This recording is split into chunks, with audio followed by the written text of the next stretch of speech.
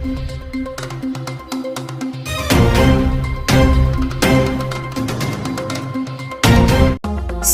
વરાછા કાપોદ્રા વિસ્તારમાં આજે ટ્રાફિકને અસર કરનાર અકસ્માત સર્જાયો.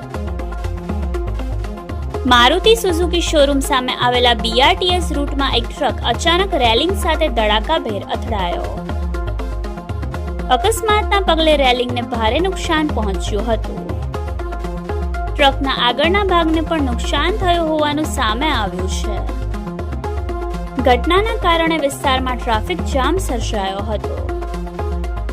રસ્તા પરથી પસાર થતા વાહન ચાલકોને મુશ્કેલીઓનો સામનો કરવો પડ્યો. સદનસીબે આ ઘટનામાં કોઈ જાનહાનિ કે ઈજા થઈ નથી. સ્થાનિક લોકો અને ટ્રાફિક પોલીસે સ્થિતિને કાબૂ લેવા કાર્યવાહી હાથ ધરી. નુકસાનગ્રસ્ત ટ્રકને હટાવવાની કામગીરી બાદ ટ્રાફિક ધીમે ધીમે પૂર્વવત કરવામાં આવ્યો. અકસ્માતનું ચોક્કસ કારણ જાણવા વધુ તપાસ હાથ ધરવામાં આવી રહી છે. રિપોર્ટર આશીષ વાઘેલા, યશવી ગુજરાત ન્યૂઝ, સુરત.